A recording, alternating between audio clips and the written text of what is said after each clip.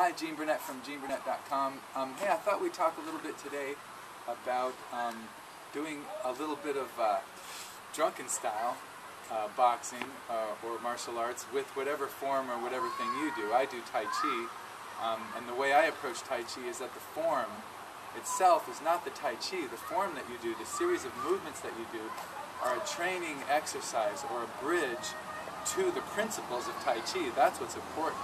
And then you apply those principles either in daily life or in fighting, street fighting or martial arts. I choose to focus mainly on daily life applications, but the purpose of the form is to teach you those principles, not to get locked into the form like this form is the Tai Chi. Tai Chi, the form is just a training game or a training exercise. So I think it's important to not get too stuck on the form. So one thing you can do is you can theme your practice and add another element to your practice that you wouldn't normally add, and that can help you bust out of the form a little bit, loosen up your attachment to the form. So one of the things you can do, regardless of whether you do Tai Chi, is so-called drunken style. There's a whole drunken style system in China, and it's very acrobatic and beautiful and crazy, and you do all these weird movements, and it's really quite beautiful. I don't know that form. But the idea behind drunken style, well, there's a couple of them. One is that you're supposedly training so that you can pretend you're drunk in a martial situation and then surprise them with martial arts, because you're not really as off balance or as drunk as you look. You're just play acting. I don't know if that has any application at all practically in real life. But the other reason to do drunken style is that it trains you not only to break your attachment to the form, as I mentioned, but to get you off kilter, to get you off the usual ways of relating and find different pathways down to the ground. Because the idea behind it isn't just to slosh around and plop your weight all over the place. The idea is that you want to appear drunk while you still exhibit all of the properties of that martial art. So if you're doing Tai Chi, you want to be soft and firm in equal measures. You want the neutralizing movements to be effective for that. You want the striking movements to be effective for that. You want good posture. You want good alignment. You want good connection to the ground. You want this ripple that comes from your rooted in the feet, powered by the legs, directed by the waist, expressed by the hands. You want every Tai Chi principle intact, except that you appear to be drunk and off balance. If you're doing Jeet Kune Do or Taekwondo or Karate or Aikido or any other art form, you want to maintain all the principles of your art, but throw in this as though you were drunk appearance. So we are running out of batteries, so we're going to do a quick battery switch, and then I'm going to show you a little bit about what this actually looks like. Alright, so we just took a little break. I pounded back a six-pack, and now I'm ready. In the movie Drunken Master 2, which is one of my favorite Jackie Chan movies, or otherwise known as The Legend of the Drunken Master, the little joke in the movie is that he has to drink in order to do drunken boxing, but you don't have to drink. In fact, that drinking makes it much worse. Okay, so let's just take some typical Tai Chi movements. Like say I'm doing Parting Horse's Mane like this. What I want to do if I'm doing drunken style is whatever my weight shift is, I want to exaggerate it and go further. I want to go further than I'm supposed to go and lean off center and wobble a little bit and come down and up and over. So I'm doing the basic idea, turning around my axis to holding my ball here, step and doing the movement here. This is a slicing or hitting or throwing move. That kind of movement, I'm doing that same movement, except I'm just tilting my spine a little bit off axis like this so that it looks like I'm drunk. And if I'm coming up to a more vertical movement like this, when I do that, I want to kind of wobble a little bit when I go through it. And, another thing you can do is you can kind of stumble into the next position.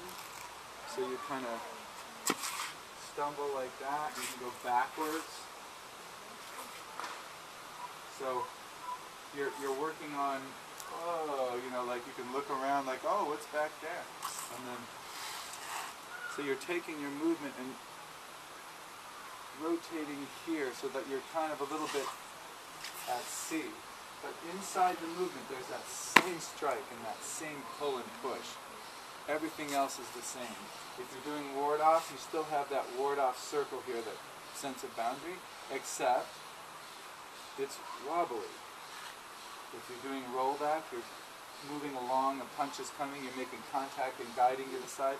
Same movement, except you're just wobbly. If you're doing a press, like you got a little dizzy or a little... So the idea is, whatever the movement is, you want to play around with what's going on in here, but see, I'm still balanced there. Still have ability to do that. So even though I'm off balance, I could be down here, still have that, see? I'm still working on that same connection. So once you get used to swaying a little bit and doing the movement a little bit further than you normally would, you can just keep exaggerating that. You can go all over the place. Your cloud hands can look like all kinds of crazy stuff, but you've got this basic idea, whatever the movement is. You try to find an odd angle.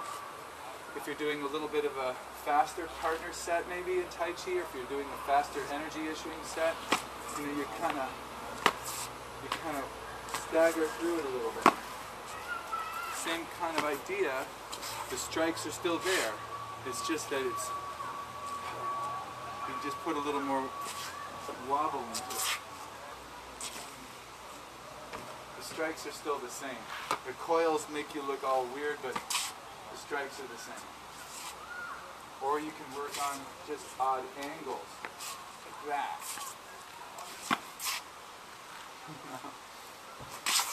But throughout the whole thing, you don't want to twist your knees. You don't want to do anything that violates your basic posture and that connection to the ground. You want to preserve that connection to the ground. Even as you're off balance, you want to have this sense of the leg doing the powering and the waist doing the directing and the arm just expressing that energy. You don't want to be like off balance and doing stuff with your arms. It's always body. If you're doing a different martial art, like say if you're working with a heavy bag and you're doing boxing, or maybe doing some, one of the harder styles, or Jeet Kune Do or something like that, you could pretend, just let your setups be really, boom, just relax, and then boom. You could stagger up to your bag and punch. Each time could be like that. And you could work on odd angles so that you're drunk here, boom, like that. So whatever direction you go, you start with that. You start with that wobble, and take some of the most difficult or fast or crazy movements in your particular style, and add this element as the setup to it is like here, and then you do your kick or your move. You keep. See, I'm not drunk in this leg. See, everything else looks drunk, but this leg's not drunk. That's got to be there to power the next move. So it's really fun to do, and you can take it to partner work too. You can do a partner form or applications as though you're both that way. So you're both getting training and striking and neutralizing and moving from weird, unusual, eccentric angles that challenge your core and challenge your balance and challenge your alignment. So it can be a lot of fun. Give it a try. And if you like this kind of thing, subscribe to my YouTube channel. Visit my website, GeneBurnett.com. Have a nice day, and thanks for watching.